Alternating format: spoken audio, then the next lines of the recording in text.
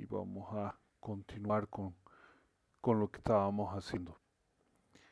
Mil disculpas.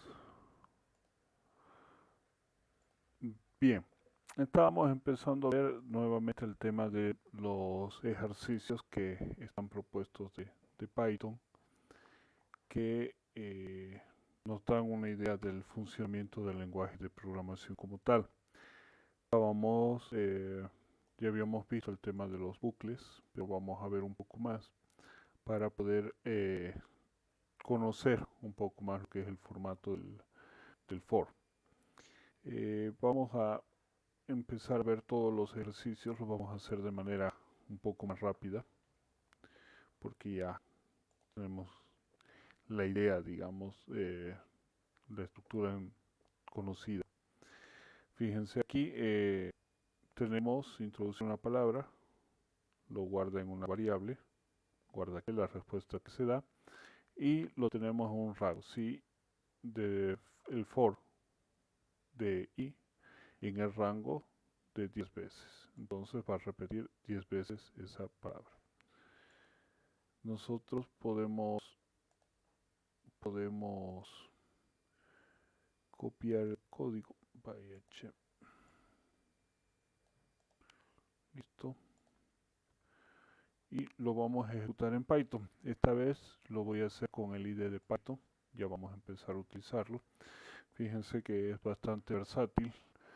Lo copio, me señala, me va indicando palabras reservadas, etcétera, instrucciones, etcétera, etcétera, mensajes. Y yo puedo directamente guardar o puedo ejecutar. Fíjense que cuando ejecute me pide siempre que debo guardarlo, porque se debe crear el código objeto. Entonces vamos a abrir una carpeta específicamente ahora para nuestros programas de Python. Lo vamos a hacer en el escritorio y va a ser ejemplos Python. Perfecto. Aquí vamos a poner ejemplo 01. Y fíjense que acá ya me pone Python Files. Entonces guardamos. Introduce una palabra SSC 300 y lo repite 10 veces. Nosotros podemos jugar con este archivo, ¿no? Y podríamos, no sé, repetir luego al revés, por ejemplo. Vamos a hacer la prueba en sí. Vamos a ir viendo el orden de los ejemplos. Bien, en el ejercicio 2 ya hemos revisado el ejercicio 3. Escribe un programa que pide al usuario un número entero positivo y muestre por pantalla todos los números impares. También lo hemos hecho, pero lo vamos a ver. Todos los números impares. Entonces, aquí tengo un entero positivo y que me muestre. Y me voy a Python, voy a crear un nuevo archivo, lo copio el código, si le pongo ejecutar, inmediatamente me pide que debo guardar. Vamos a decir ejemplo 02. Bien, introduce un número entero positivo, 3. Entonces, ¿cuáles son los impares que hay hasta el 3? El 1 y el 3. Si nosotros volvemos a ejecutar este archivo y decimos, por ejemplo, 230, me va a generar todos los enteros positivos del 1 hasta el 230. 230 es par, entonces nos genera hasta el 229. Seguimos viendo las características, no olvidemos de que aquí estamos haciendo una asignación, estamos obligando que esa variable sea entera y no un carácter, estamos haciendo la conversión de tipos. Estamos haciendo un ciclo de repetición, donde la variable i es la que va a controlar la repetición y la estructura nos dice que está dentro del rango. ¿Qué rango estamos marcando? Estamos marcando este, n más 1, va a contar de 2 en 2, n más 1, ¿por qué? Porque yo necesito llegar hasta el número que estamos revisando y acá estamos indicando en cuánto va a comenzar. Por ejemplo, si yo cambiase esto a 6, y ejecuto nuevamente el programa y le digo 30. Fíjense que para empezar, como estoy haciendo el conteo de 2 en 2, me hacía la trampa de generarme los impares. Le he puesto 6, si está contando de 2 en 2, me va a contar después del 6 y de 2 en 2. 6, 8, 10, 12, 14. Entonces fíjense que el ciclo for puede generar un rango desde un valor inicial, que en este caso es el 6, hasta un valor final, n más 1, n es el valor que introduce por teclado, y también podemos colocar de cuánto en cuánto se va a ir incrementando. En este caso el ejemplo decía desde 1, porque si vamos sumando de 2 en 2 solamente vamos a generar los números impares hasta el valor dado. Entonces si vuelvo a poner 30, genera nuevamente los impares. Y eso nos permite ver un poco mejor el funcionamiento del ciclo for. ¿Qué otro ciclo hay repetitivo en Python?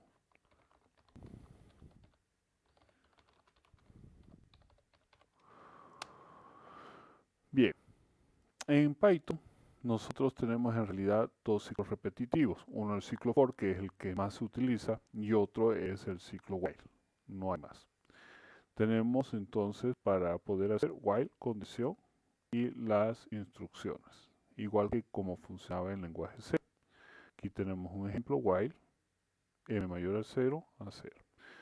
Vamos a hacer entonces un pequeño ejemplo. File new. Y ahora lo que vamos a hacer es este mismo código que habíamos hecho para poder hacer los enteros, vamos a hacerlo con while.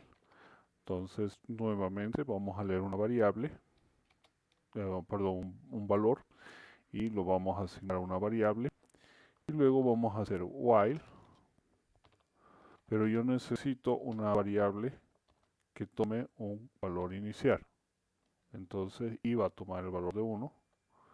Y luego voy a decir mientras y sea menor o, en este caso,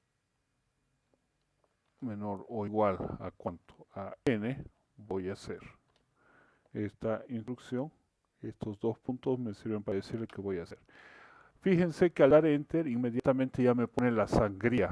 Me dice, bueno, te toca meter las cosas que son de tu estructura. Nosotros tenemos aquí para la impresión. Entonces print, ¿qué cosa? La variable i, y hacemos de que se concatene. ¿Qué hacemos con i? I va a tomar el valor de i más 2 para generar los números impares. Acá no tenemos punto y coma. Vamos a guardar. Ejemplo 2 con while.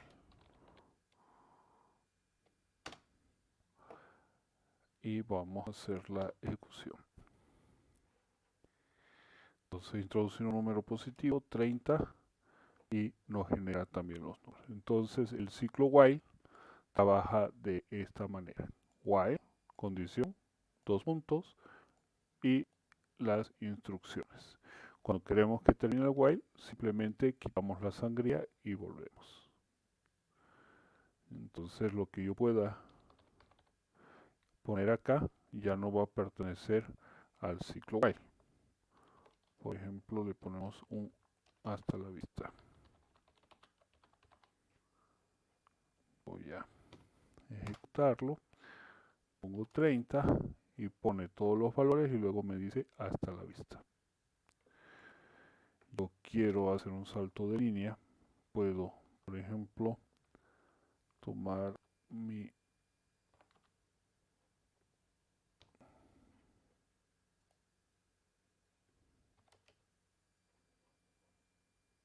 barra n, que también es reconocida en Python, y me hace el salto de línea. O podría hacer un doble print. Print. Y hemos dicho que con las comillas así hacemos el salto de línea.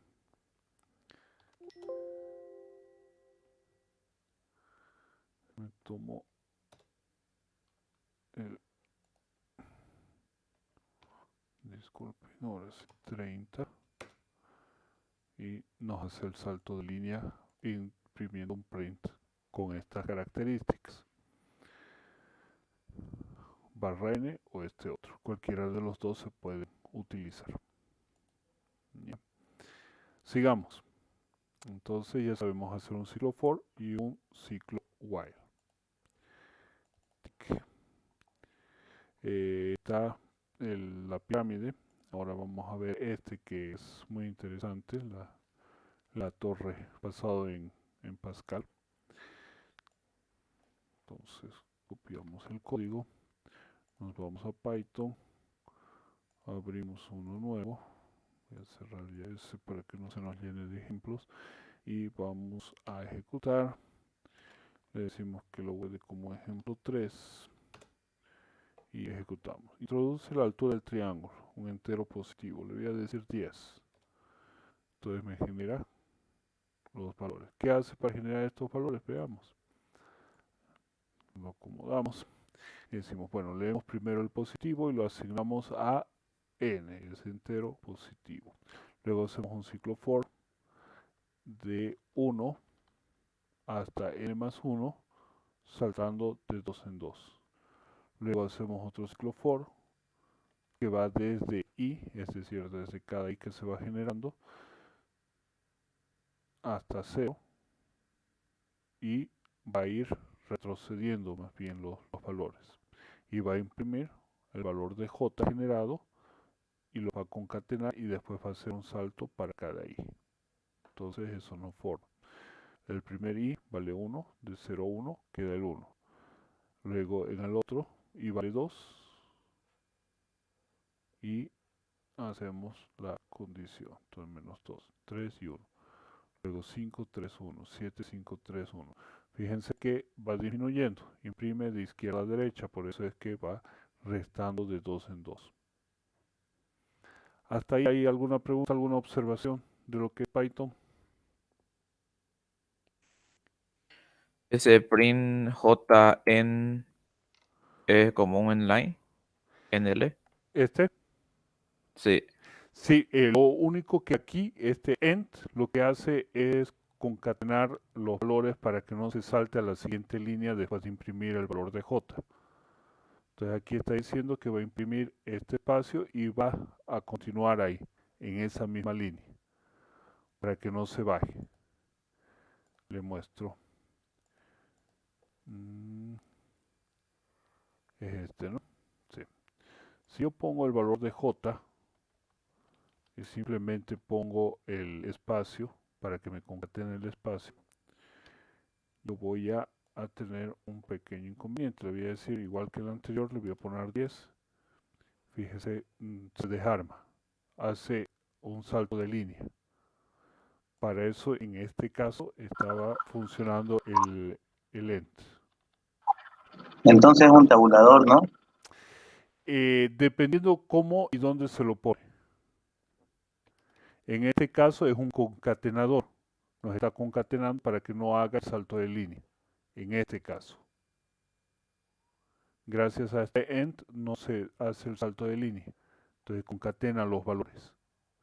¿Con qué los concatena? Con este espacio que tiene aquí.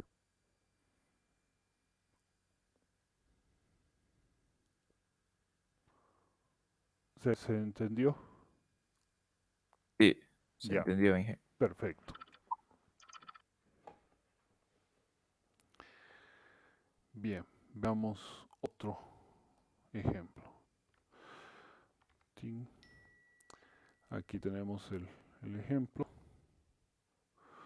Ahora era el 12, lo habíamos hecho. Listo. Este es interesante porque es un repetitivo infinito y luego tiene una orden de salida. Creamos un nuevo archivo. Fíjense, mientras sea verdad, es decir, siempre,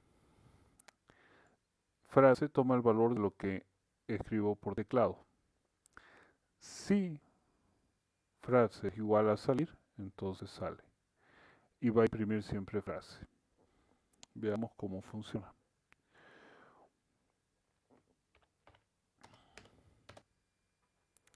Entonces, me dice introducir algo. Me lo repite. Cualquier cosa que yo ponga, me la va a repetir.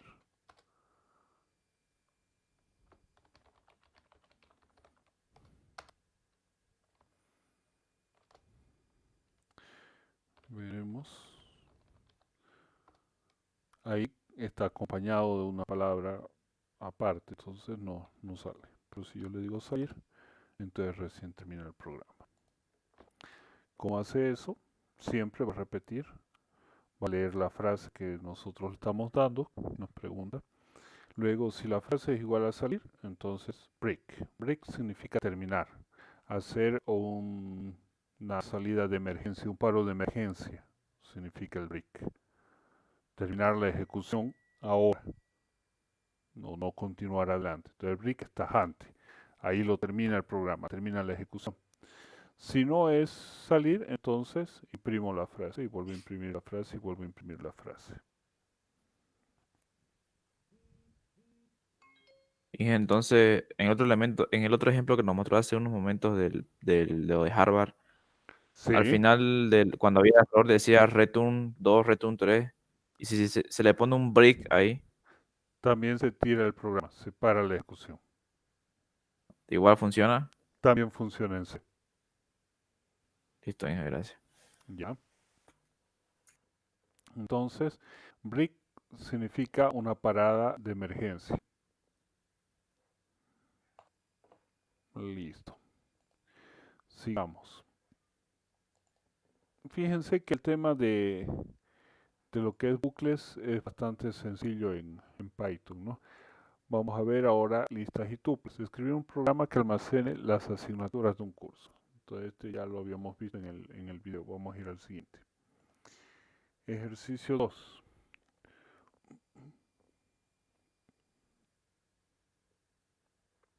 Que dice, escribir un programa que almacene las asignaturas de un curso, por ejemplo, matemática, física, química, historia y lengua, en una lista y lo muestre en pantalla. Este también es sencillo. Estamos creando un vector y ese vector lo estamos mostrando. Entonces, control C, me voy a Python, nuevo archivo y lo ejecuto. Me pide guardar y le voy a poner listas 01. Entonces, yo estudio matemáticas, yo estudio física, yo estudio química, yo estudio historia, yo estudio... Entonces, ¿qué fue lo que hizo? Creó una lista, matemática, física, química, historia, lengua, y luego hace un ciclo repetitivo, mientras la variable tenga elementos. Entonces estamos utilizando aquí el ciclo for. El ciclo for en Python tiene otro tipo de uso. En C++ solamente nos servía para contar, era bien específico. En cambio acá nos sirve para también manejar las condiciones de una manera lógica en comparación a existencia. Entonces, mientras tenga, mientras tenga elementos, mientras estemos, porque esta es la variable que estoy utilizando para avanzar. Y esta es nuestra cadena. Entonces, mientras haya elementos que asignar, vamos a repetir. ¿Qué va a repetir? Está concatenando un print. En el print yo estudio y lo que estoy leyendo ahora. Si yo, por ejemplo, cambio esto a paréntesis en Python, específicamente en Python, fíjense que igual me lo reconoce, ¿ya? Igual. Pero ¿qué es lo correcto?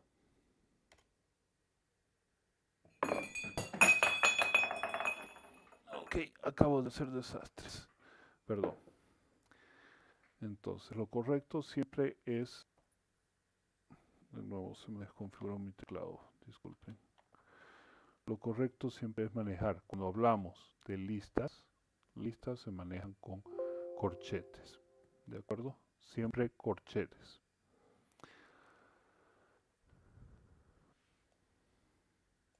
Listo. Vamos a los ejemplos. y vamos a seguir avanzando. Ahora, ya.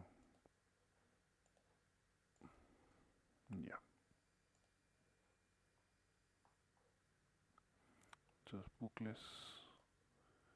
Así mejor para que no se nos pase. Ya. Escribir un programa que almacene las asignaturas de un curso, por ejemplo, esto, en una lista. Pregunta al usuario la nota que ha sacado en cada asignatura y después las muestre por pantalla con un mensaje. En tal materia ha sacado tal nota. Donde asignatura es cada una de las asignaturas de la lista. Entonces, ¿qué es lo que se propone? Fíjense, acá lo que hace es,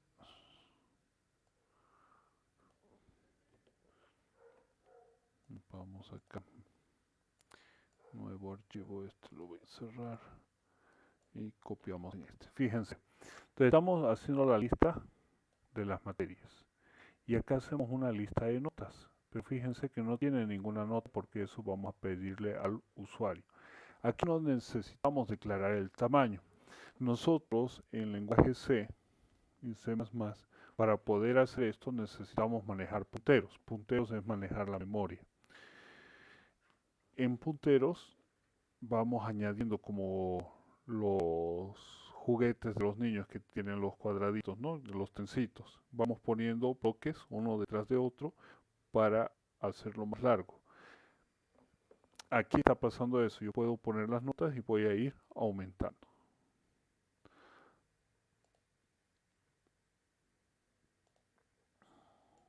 Entonces, listas 02 y ejecutamos. ¿Qué nota has sacado en matemáticas? 90. En física, 56. En química, 51. En historia, 20. En lengua, 100. Entonces, en matemáticas ha sacado 90. En física ha sacado, son dos vectores que hemos manejado de notas. ¿Cómo estamos haciendo? Fíjense, hay un ciclo for que mientras haya materia, hace uso de ese vector que se llama notas. Entonces, el vector notas agrega, ya no va a la posición, sino agrega la posición de la respuesta. ¿Dónde? En la siguiente posición. Y luego las va sacando ya por posiciones. Mientras haya en el rango. Y len me sirve para ver el tamaño.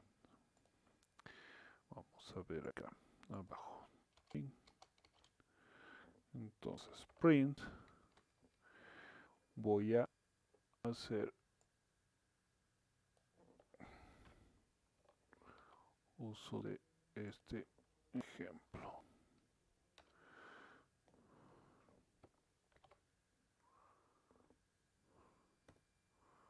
La costumbre del punto y coma a veces me traiciona.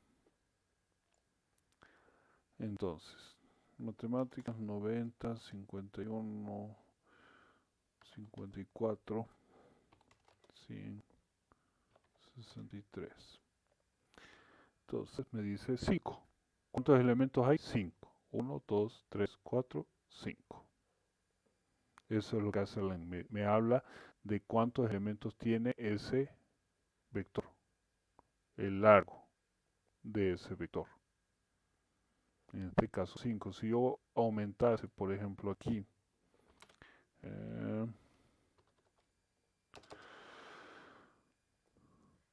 por ejemplo, a ver, matemática, física, química, historia, lengua,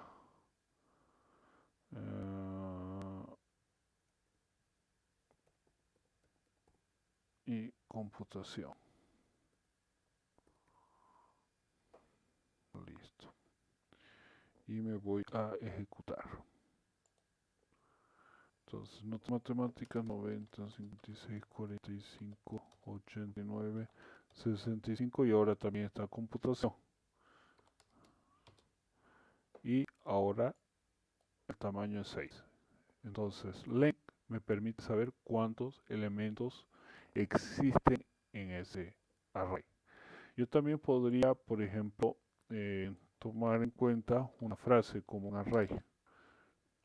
aquí una palabra, ánimo.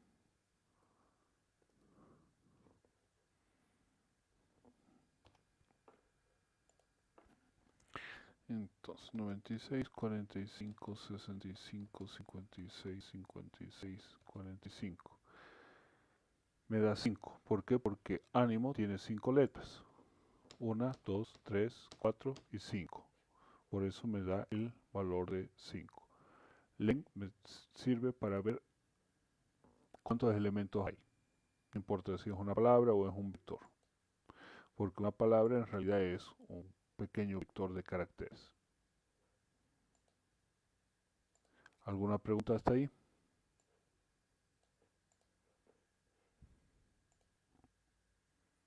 Bien. Ese que está al último del primer for dice score, append score, dice. En el que estábamos viendo, Sí, la lista 02 era, ¿no? ese score es punto append, entre paréntesis, score. Ok, ahora sí. Empecemos por esta parte de arriba, ¿ya? Entonces, en la entrada de la nota estamos llamando a quién, a esta de aquí, ¿no es cierto? Para concatenar. Y luego abrimos scores, que es en realidad ya viene a ser un objeto cuya función abrir o en realidad insertar va a tomar el valor de score. Lo que estamos diciendo aquí es que scores es un objeto como una silla. Una silla tiene una función, sentarse. Este scores, que es un vector, tiene una función que sirve para introducir datos, para ir metiendo bloquecitos y se vayan poniendo uno después de otro. ¿Cómo se llama esa función? Append. ¿Y qué le introduzco? Un valor, score. Cuando yo estoy mostrando aquí, ¿ya? Estoy mostrando la posición primero de qué, de las letras, ¿no? De las materias. Y fíjense que ahora ya scores, puedo acceder directamente a cada posición. Aquí lo que hace es encajonar, es decir, siguiente, siguiente, siguiente, siguiente. Y aquí voy pasando por todas las posiciones. Para eso me sirve el append. Score es la variable que nosotros, score es esta variable y score es la que estamos declarando aquí para poder leer ese valor.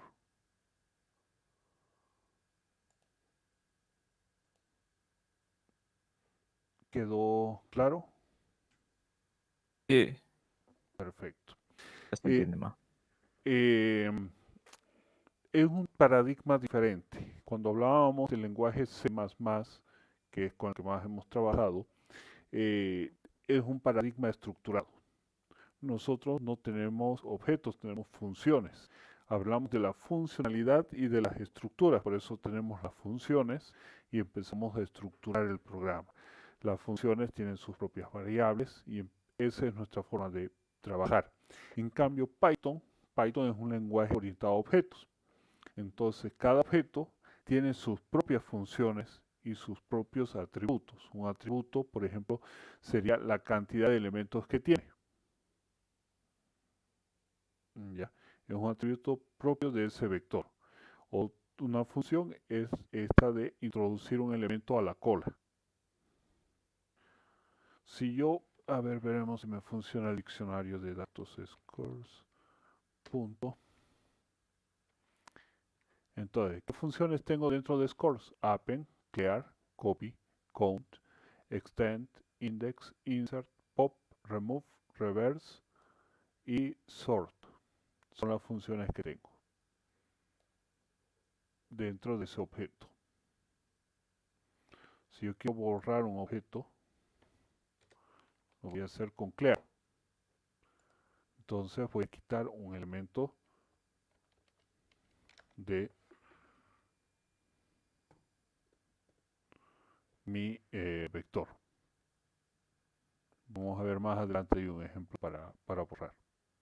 Pero eso es. Entonces el objeto viene con sus propias funciones y con sus propios atributos. ¿Alguna otra pregunta?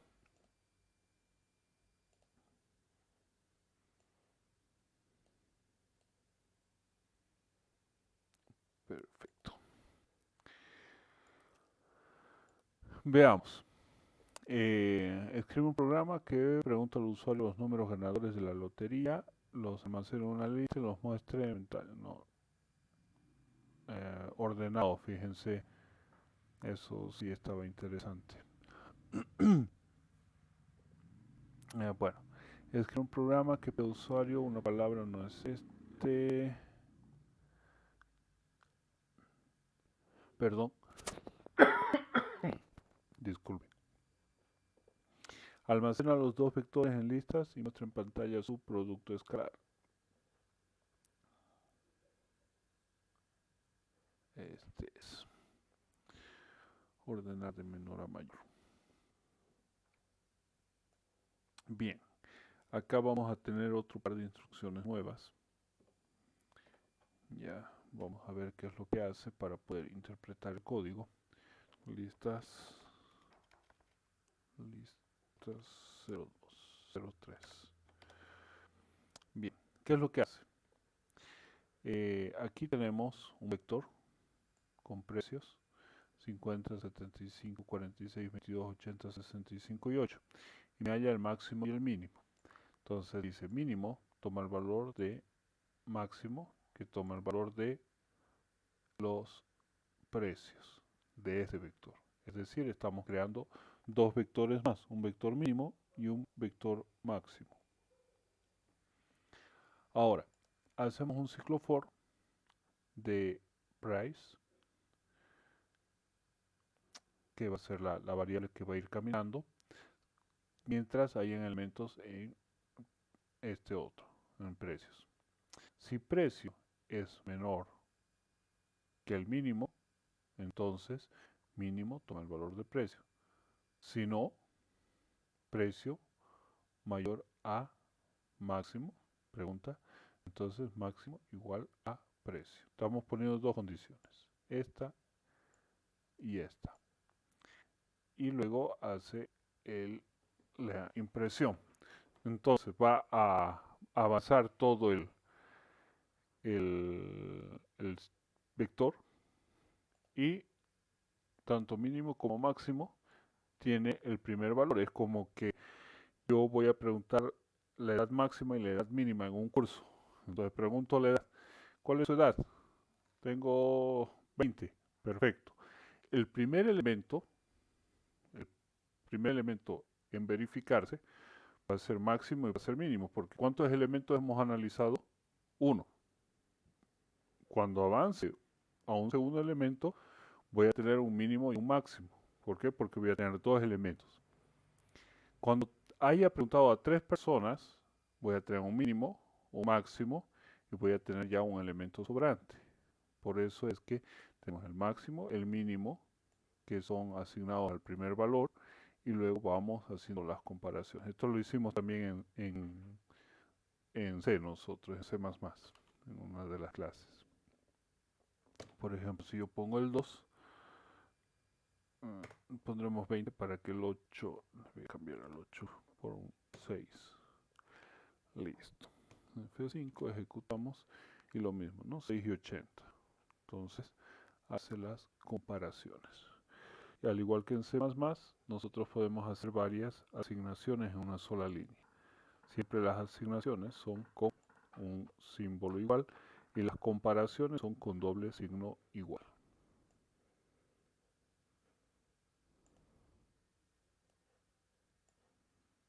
Bien.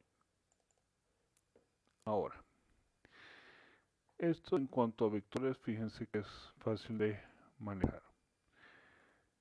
Ejercicios con diccionarios. Bien, un programa que guarde una variable diccionario. ¿Qué es una variable diccionario? Estamos hablando de un vector básicamente, ¿no? Que tiene asignado euro, este es su símbolo, dólar, este es su símbolo, yen, este es su símbolo. Entonces es un vector donde cada elemento en realidad son dos elementos, el que se asigna y como el que los referencia, ¿ya? Entonces, control C, nos vamos a Python y decimos, bueno, tenemos este diccionario de monedas. Luego una variable va a tomar el valor que le damos por teclado al introducir una divisa. Y luego me imprime acá. Esta es este es el diccionario, ¿sí? Estamos sacando la función get, obtener. Acá, esta es la variable a la cual nosotros hemos asignado lo que el usuario está dando. Y decimos el título de esa variable, es decir, el contenido, y la busca, obtiene. Vamos a hacer el ejemplo y se va a entender mejor cuando lo ejecutamos. F5, ok. Estábamos en el escritorio y ejemplos Python y listas, no, y este es diccionarios 01.py. Una divisa, entonces voy a poner una que sí existe, euro, y me muestra el símbolo de euro. Entonces buscó ese símbolo que yo puse, euro, y me lo asignó, lo imprimió lo que obtuvo. Ahora, ¿qué pasa si yo pongo una que no existe? Por ejemplo, no sé, me voy a invitar, no me invento, sino pongo la nuestra. La divisa no está incluida. Entonces, esto de aquí nos permite, en realidad, es una función, el get, para buscar. Buscamos esta palabra, si es que está, nos las entrega, si no está, muestra un mensaje. Para eso sirve get. ¿Ya? Yo puedo aumentar y seguir. Fíjense ahora, diccionario, ¿cómo se declara? Con llaves. Con llaves. Ya no es corchete, ya no es paréntesis, es con llaves. Numbers son... Ya, listo. Entonces con eso nosotros generamos diccionarios. Un diccionario nos permite tener como que valores relacionados.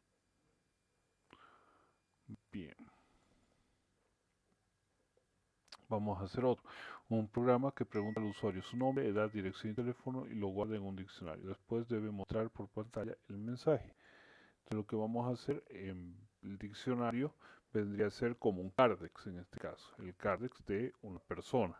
Entonces tenemos varios datos de esas personas. Tenemos, para empezar, el nombre, la edad, la dirección, el teléfono. Entonces la persona, creo que alguien está escribiendo. Sí, tomar mi señal. Ok. Sí, lo voy a subir a YouTube. ¿Alguien más tiene problemas con la señal?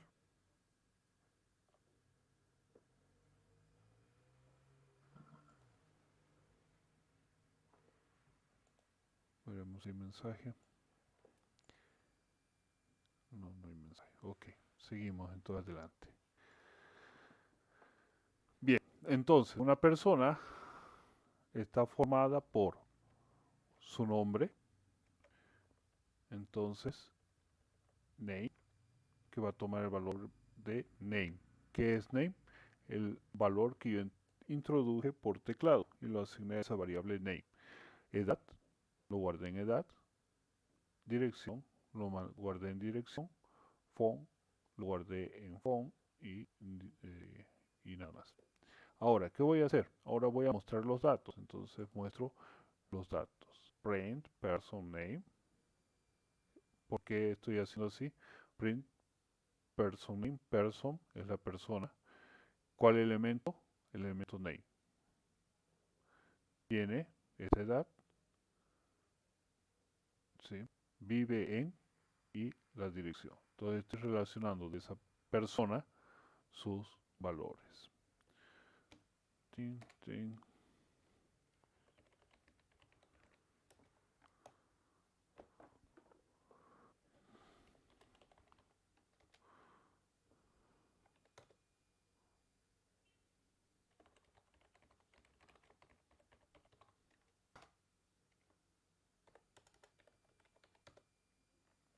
Entonces, Carlos tiene 38 años, vive en Francisco de Coimbra y su número de teléfono es este. ¿Qué pasaría si, por ejemplo, cambio esto por edad y esto por name?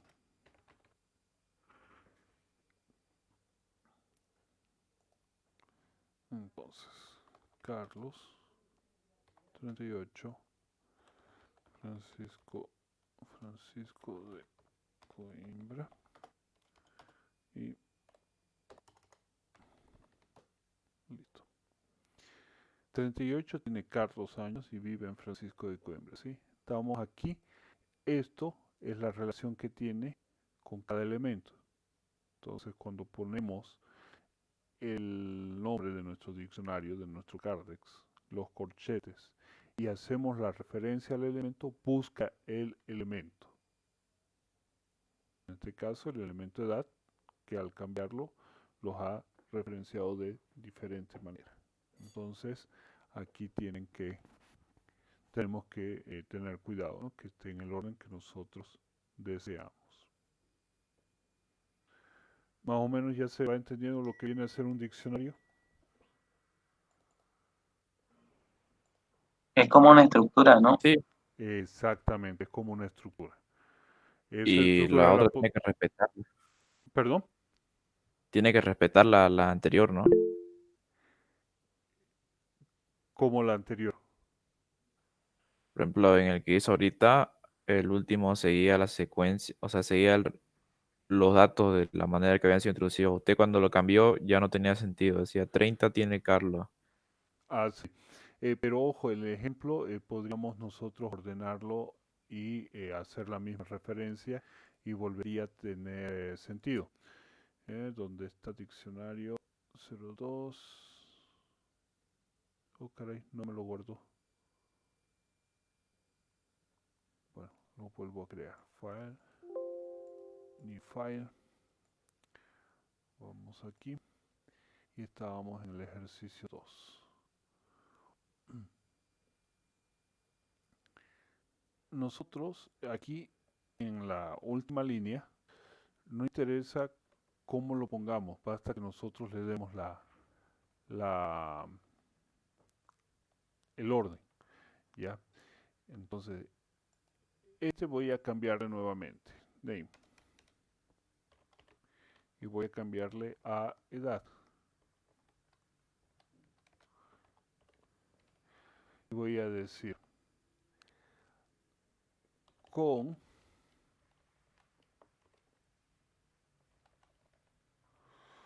perdón, cambio de teclado, con, coma, 38 años,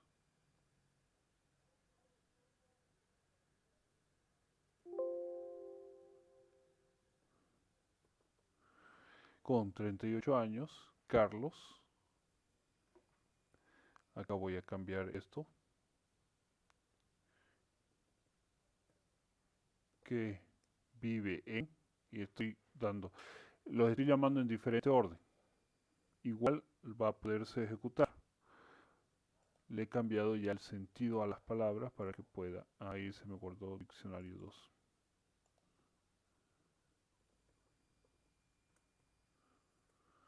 Entonces, fíjense, ¿cómo te llamas? Carlos. ¿Cuántos años tienes? 38.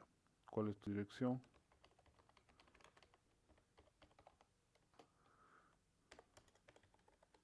Listo. Entonces, con 38 años, Carlos, que vive en Francisco de Coimbra, y su número de teléfono es 742-181. Ya no interesa cómo se le llame, pero el tema es que nosotros hagamos correctamente la referencia y lo que queremos que diga. O sea, esa relación existente entre el contenido y lo que estamos mostrando. No es necesario respetar el orden, sino el cómo lo llamamos. No sé si subsané su duda. Sí, Perfecto. ya entendía. Es que creo que yo no me expliqué muy bien, pero Ah, ya, era ok. algo así. Sí, entonces sí. Bien, sigamos. Entonces, por ejemplo, aquí tenemos el ejemplo de las frutas, ¿no? Cada fruta tiene un precio. Aquí estamos hablando de una fecha en un formato dado y muestre por pantalla la misma fecha, pero con otro formato. Vamos a hacer esta de la fecha. Fíjense que acá nosotros tenemos una asignación. Voy a agrandarlo y vamos a ver. Entre los meses me dice que 1 es igual a enero, 2 a febrero, 3 a marzo, 4 a abril y así hasta diciembre. Luego lee una fecha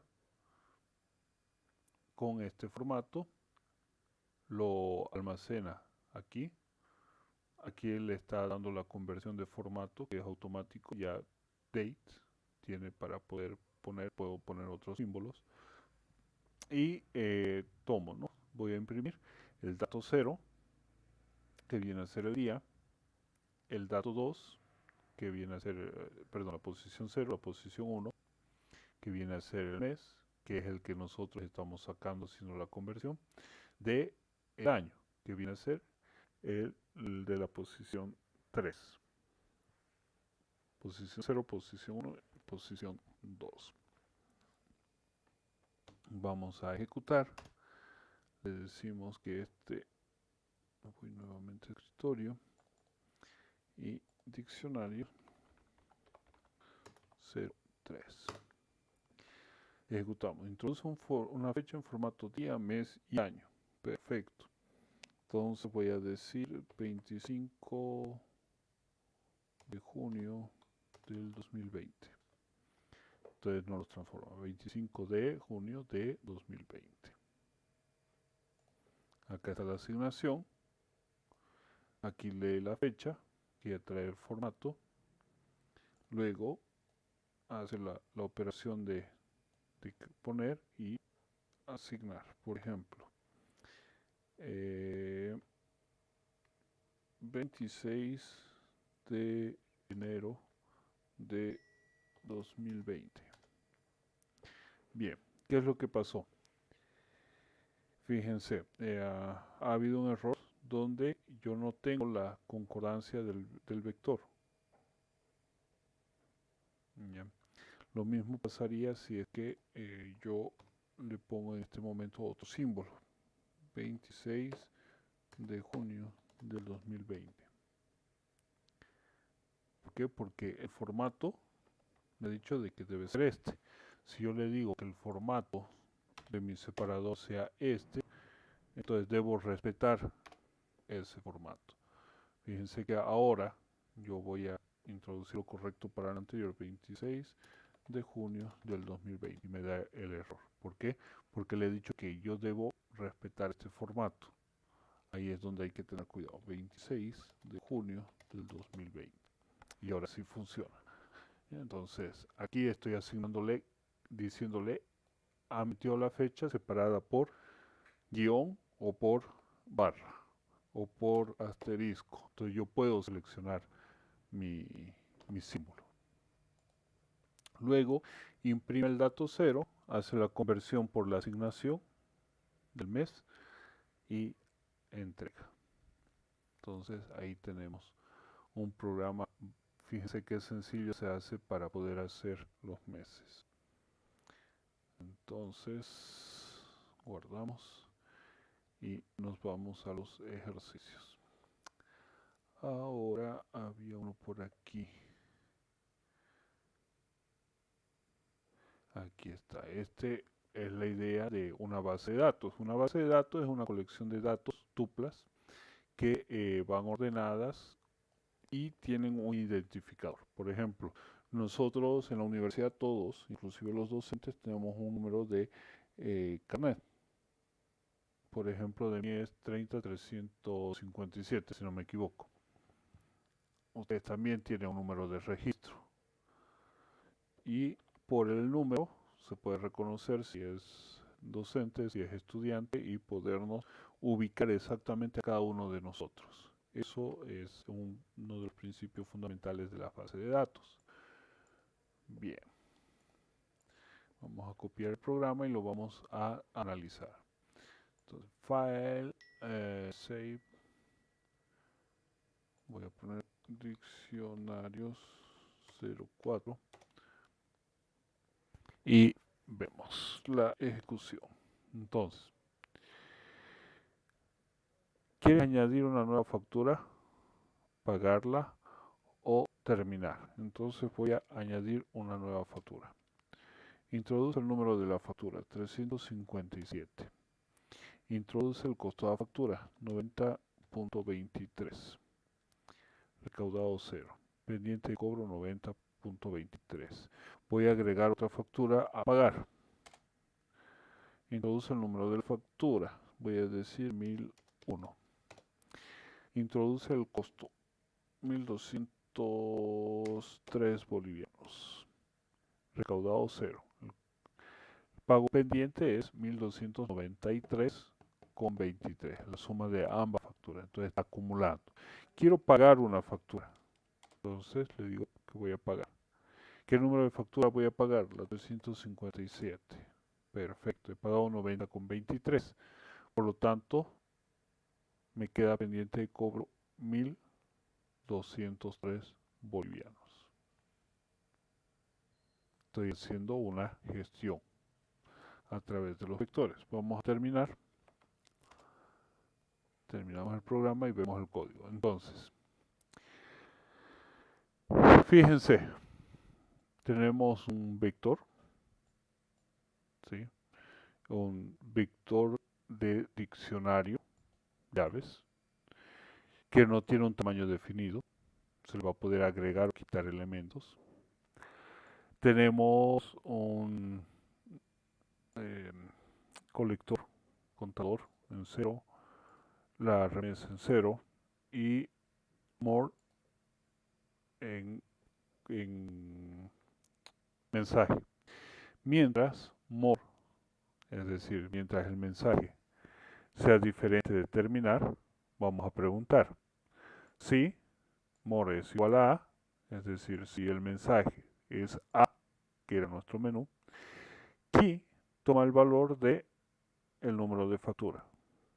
A, que era adjuntar, añadir una nueva factura. Entonces, key va a ser el identificador de la factura, lo que les decía, ¿no? El número de registro que nos identifica a cada uno. Ese número único que nos identifica, o el carnet de identidad para todas las personas de Bolivia, es la llave principal para nosotros, el que nos identifica de manera única, key, llave. Luego ponemos el costo, que es asumido como flotante, y es el valor dado como respuesta a esta pregunta. Luego agregamos, ¿no?, en el vector con este identificador el costo. Luego agregamos la remesa o lo recaudado, el valor del costo de la factura que todavía no está por pagar. Si es el mensaje P, es decir, si estamos pagando una factura, entonces leemos el código de la factura, lo buscamos, ¿sí? Luego lo cobrado lo agregamos, lo aumentamos y lo que nos falta cobrar lo disminuimos en función al costo de esa factura y luego imprimimos los valores y vuelve a hacer todo nuevamente. Entonces tenemos aquí una estructura que tiene estas instrucciones. Acá tenemos otra estructura con estas instrucciones. Esta de aquí está dentro del while porque hay la tabulación y el while va junto con estas de acá. Entonces esa es la estructura del programa.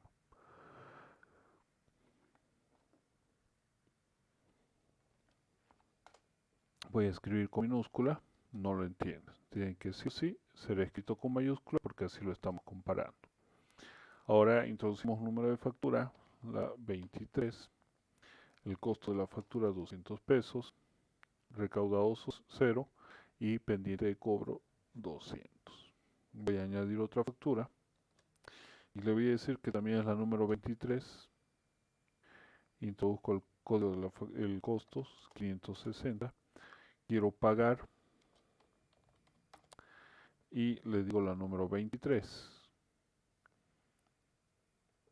Fíjense que me tomó en cuenta la última factura que yo introduje.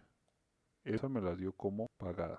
A pesar de que el código es el mismo, me sacó la última, es decir, la primera que pilló. ¿Ya? Eso es también para tomar en cuenta. Estamos diciendo que el último en entrar es el primero en salir. Está buscando, revisando en ese sentido, de último hacia primero. Si yo vuelvo a pagar una factura aquí, entonces me va a cobrar la primera que introduje. De último a primero. ¿Alguna pregunta?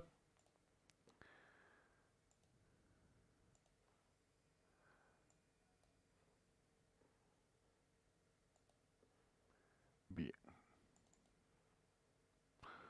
Luego, ya. Un diccionario entonces es lo que nos serviría para empezar a trabajar con bases de datos. ¿Ya? Es lo más parecido a una tabla de base de datos. Vamos a tomar en cuenta funciones. Vamos a tomar la primera. Primer ejemplo, el más sencillo. Vamos a crear nuestro archivo para nuestro código y vamos al ejemplo. Bien. Python trabaja con definición. Definición de una función. ¿Ya? Todo lo que está dentro, fíjense, es una estructura como nosotros hacíamos para declarar una función. Ahora, lo que quiero que veamos. ¿Qué pasa en este caso? El lenguaje C no hubiese, en C++ no hubiese funcionado. En Python funciona. Bien.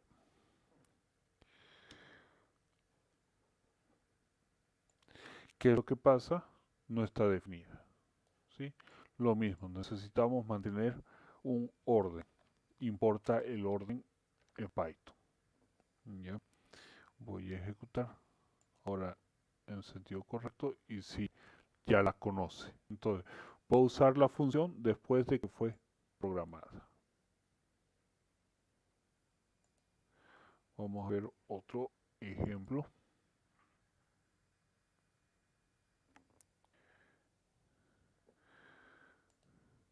Y función, función. Me parece que era este. Perfecto. Aquí tenemos dos definiciones.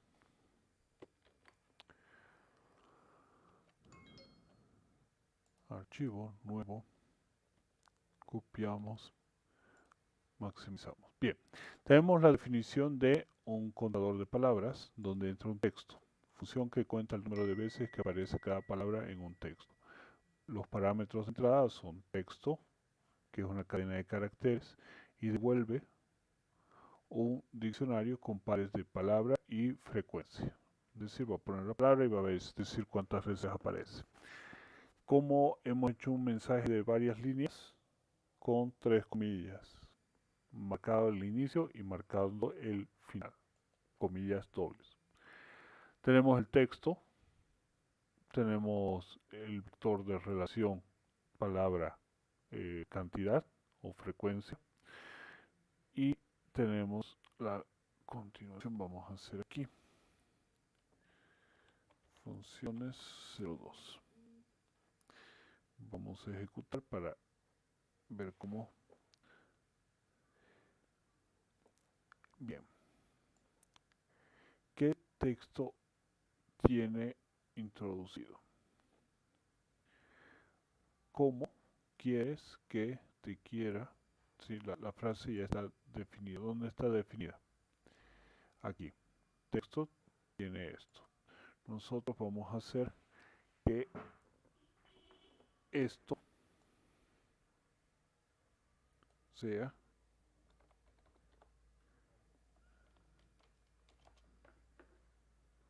introducido por un usuario.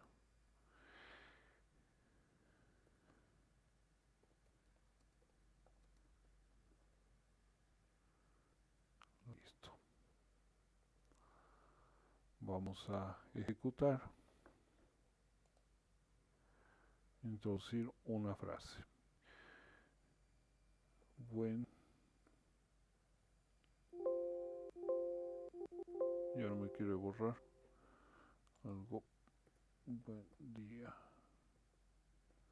todos ustedes. Buen día. Entonces, buen una vez, día una vez, a una vez, todos, uno, uno, uno. A ver, buen, de nuevo aparece aquí y nuevamente me dice uno. ¿Por qué? Porque debería decirme, ¿no? Yo he puesto buen día a todos ustedes. Buen día. Este día no me lo está reconociendo. ¿Por qué? Porque está con admiración. Voy a volver a ejecutarlo. Y voy a copiar la frase exactamente igual. Pero le voy a dar un espacio y ahora sí cambia. Entonces día se repite 2 veces. Pero fíjense que me imprime en cada posición, ¿no? Día y día. Y me dice cuántas veces apareció en total. Bien, sigamos analizando el código entonces. Tenemos el texto que está dentro de esta función. Vemos el tamaño. Tenemos el vector diccionario que relaciona la palabra y la frecuencia. Y luego iniciamos y mientras hayan elementos en el texto, en la frase que nosotros hemos colocado, va a avanzar. Y dice, mientras hayan palabras, va a avanzar. Y cada palabra la va a contar. Si no, esa posición toma 0. Entonces Word lo que está haciendo es guarda la palabra y al ladito le pone cuántas veces aparece. La primera vez que aparece en la frase, aquí, el día, estaría en 1. Luego avanza, avanza, avanza y cuando llega nuevamente a otro día pone en 2. Por eso es que aparece aquí la relación. Y return words, devuelve las palabras. Aquí como la respuesta de nuestra función. Aquí, print la respuesta. Ahora aquí, mayor frecuencia, entonces lo que hace, máxima repetición, máxima cantidad de palabras y máxima frecuencia. Primero, la palabra queda en blanco y la frecuencia toma 0. Luego hacemos un for, palabra frecuencia, y lo vemos dentro de los ítems, de los elementos de este vector. Fíjense que el for nos sirve también para trabajar con diccionarios y manejamos los dos elementos del diccionario a la vez, el de referencia y los datos. Si la frecuencia es mayor a máxima frecuencia, entonces ¿qué pasa? Máxima palabra máxima toma el valor de la palabra, de la posición, perdón, y la frecuencia de la frecuencia. Hace un intercambio para ver cuál es la máxima. Y volvemos a ejecutar. Voy a volver a usar la misma frase. Voy a ponerle el espacio. Entonces, ahí. La palabra con más repetición es esta. Si nosotros ejecutamos y pongo la misma palabra, pero acá voy a poner A y acá otra A y la envío. Fíjense, entonces la palabra más repetida es A, que apareció 3 veces, ya no es día, y día queda con 1 en sus 2 lugares, pero me dice que A es la más frecuente, por eso salí el día a día, pero aquí aparece por el espacio. Voy a volver a ejecutar para que la veamos sin el símbolo de admiración. Hago el espacio, buen día a todos a ustedes. Entonces la palabra que teníamos al final no aparece y simplemente aparece el símbolo de admiración, ¿no? Y día es la que más se repite. Bien, hasta ahí. ¿Alguna pregunta? Acá lo que estamos viendo es el objeto Word, que tiene varios elementos. Los ítems son los elementos que tiene. Entonces words, si yo pongo el punto, no me sale aquí el diccionario de datos. Words está bien escrito. Ya. Pero es también un objeto. Ah, ya sé por qué, disculpen. Si fuera de estructura. Word está declarado aquí.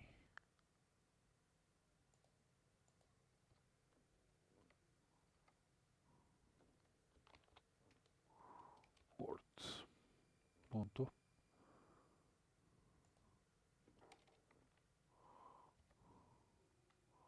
A ver, words in items. Ya, ahora sí. No me está mostrando el diccionario.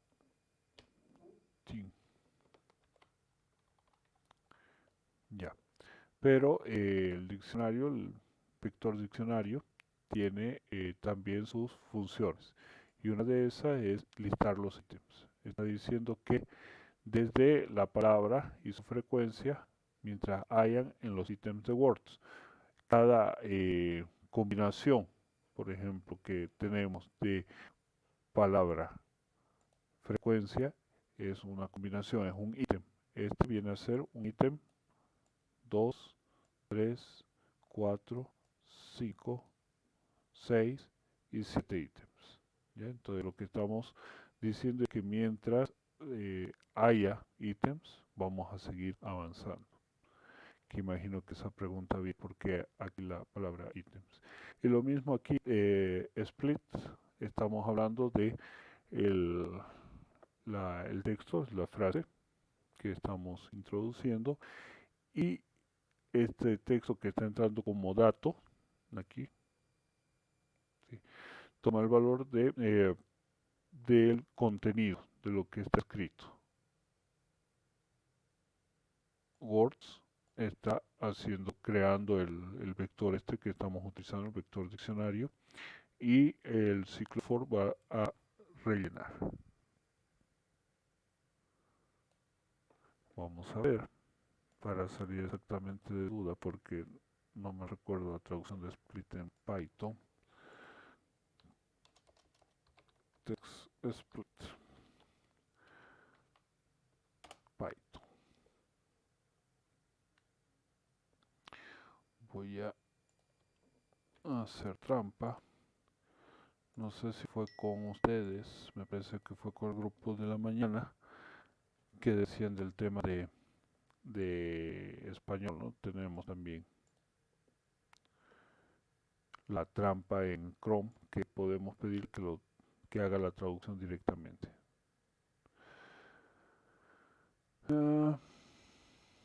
Entonces, splits for text. Aquí está. Como parte de la manipulación de las cadenas y las listas, hablamos de split y join en Python. Join convierte una lista en una cadena formada por los elementos de la lista separados por comas. Sin embargo, por otro lado, split convierte la cadena de texto en una lista. Es decir, que cada palabra que estamos leyendo de la frase la está llevando a una posición como si fuera una cadena. Entonces ya vamos a poderlo manejar como el vector. Voy a escribirlo aquí, texto, y vamos a poder manejar su posición. Eso es lo que estamos consiguiendo al utilizar el split.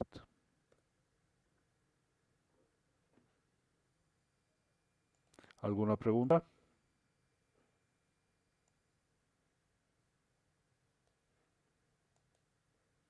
Bien. Entonces, yo mañana voy a estar en esos dos horarios que les comentaba, a las 9. Yo creo que estaremos hasta las 12 más o menos, 11:30. Y en la noche, tipo 7:30, para dudas. Voy a tener algunos ejercicios y vamos a poder hacer, o si tienen alguna otra duda que quieran hacer directamente, entonces vamos a responder dudas. Yo voy a seguir subiendo algunos videos que he estado trabajando. Me está costando sinceramente subir los videos porque a veces se me pone terrible internet y ni siquiera en la noche me está trabajando muy bien, que digamos. He visto que tengo un problema también con mi modem, que es lo que me está impidiendo un poco tener buena conexión. Con eso terminaríamos por hoy. Hemos hecho un repaso y hemos visto algunas ventajas de Python. A ver, profe, puede estar equivocado, pero no hay una versión de Python en español. No está equivocado, Cristian. English.